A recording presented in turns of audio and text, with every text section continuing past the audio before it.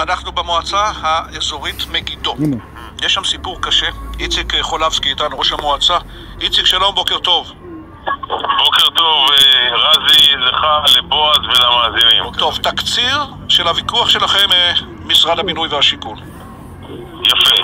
מתחולל כאן כאוס שלטוני מוחלט שעלול לחרב שני מושבים נפלאים במועצה האזורית מגידו. אני מדבר איתכם מהכניסה למשרד ראש הממשלה.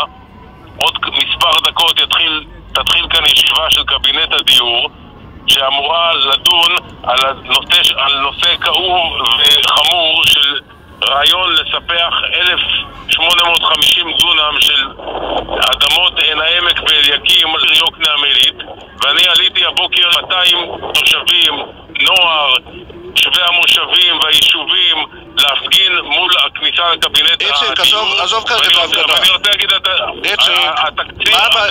תהיה איתי, אני אגיד מה הבעיה. חולבסקי, תהיה איתי רגע. מה הבעיה בהפקעה של 1,850 דונם ממועצה אזורית שיש לה, בוא נגיד, עשרות אלפי, אולי מאות אלפי דונמים? אין שום בעיה, אני נותן להם מחר 3,000 דונם איפה שמתאים לי, ולא איפה שעושים את זה עליי בכפייה, בלי תיאום. יחד משרד השיכון, יחד עם עיריית יוקנעם עילית, הולכים לדרוס, אני אסביר לכם את מה הולכים לדרוס, בצורה כוחנית, את מינהל התכנון שעושה תוכנית כוללנית למועצה האזורית מגידו, את משרד החקלאות שמתכנן את העתיד של מושב אליקים, את משרד האנרגיה שאישר לי לפני חודשיים מפעל השבה של 90 מיליון שקל להביא מי קולחין לאדמות האלה שרוצים לספח, את משרד הפנים שהקים ועדה גיאוגרפית. את כל אלה דורסים ביד רמה, בצורה מחפירה, לא סופרים אף אחד ממטר, לא מדברים איתי, והולכים ברגל גסה לקחת 2,000 דונם של המושבים שלי. רגע, הציעו לכם פיצוי מסוים, כלשהו? לא, אני לא בשלב הפיצוי, אני בשלב שידברו איתי כמו שדיברו עם אלפסי, וכמו שהכינו איתו תוכנית מאחרי גבי בצורה מחפירה. אני דורש לעצור את כל המהלך הזה, ולעיר, חשוב להדגיש, לעיר יוקנעם עילית יש תוכנית מתאר כוללנית עד 2030 שהעיר יכולה לגדול בתוך הגבולות שלה מ-24,000 תושבים ל-36,000 תושבים. אז מה רצים לתהליך הדורסני והכוחני של הוותמ"ל עם תוכנית לעוד 12 שנים? תשבו איתי כמו בני אדם, תתנהגו כמו בני אדם. תישאר איתנו על הקו, כי מצטרפת אלינו ורד סולומון ממן. ורד היא האדריכלית הראשית במשרד הבינוי והשיכון, מכירה היטב את העניין הזה. ורד, שלום לך, בוקר טוב. בוקר טוב רזי, מדברת ורד, שומעת אתכם, תודה, בוקר טוב לכם. נהדר. מה לא נכון בטענות של איציק חולבסקי, ורד? אני רוצה באמת להתייחס לעובדות ובאמת אולי קצת להבהיר את הדברים. קודם כל אנחנו מדברים על שטח שנמצא כבר בתוכנית מאושרת מלפני 10 שנים, תוכנית מתאר מחוזית שקבעה את השטח הזה ברובו כאזור שטח לתעשייה.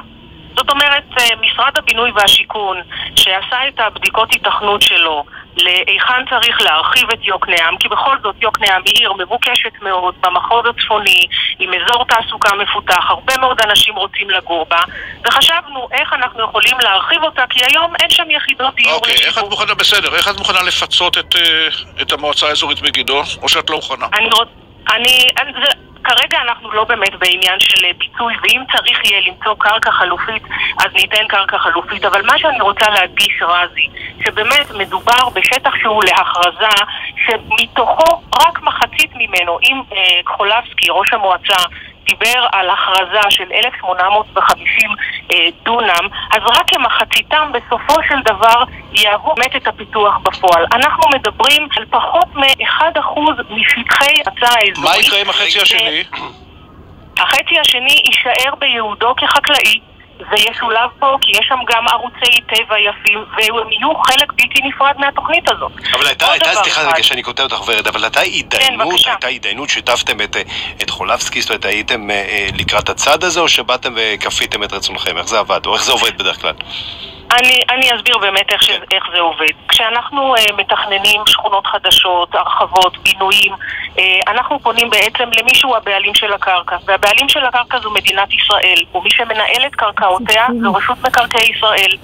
אנחנו באופן סדור, מקצועי, מסודר, פונים לרשות מקרקעי ישראל, מקבלים הרשאת תכנון אחרי שאנחנו בודקים באמת איזה שטחים ראויים לפיתוח ואיזה שטחים ראויים לשימור, ואנחנו היום מצופפים את הקרקע. הקרקע היא משאב חשוב, אנחנו לא מתפשטים, אנחנו מנסים באמת לייצר את המקסימום מהקרקע, ולראיה בשטח הזה של אותם כ-1,000 דונם שיהוו בסופו של דבר את הפיתוח של אליקים יגורו 16,500 תושבים.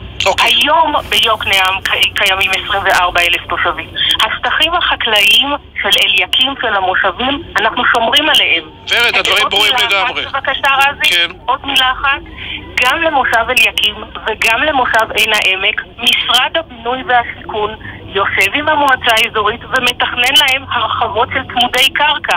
היום, לצד התוכנית הזאת. אין שום פגיעה ושום דריסה. ורד סולומון ממן, תישארי על הקו. משפט תגובה קצר שלך, חולבסקי?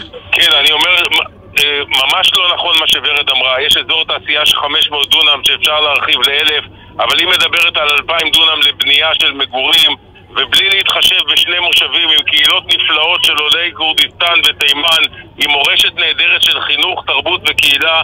הדברים שלה הם נשמעים, למי שלא מבין את העניין ואת המטריה, נשמעים כאילו בסדר. זה ממש לא בסדר.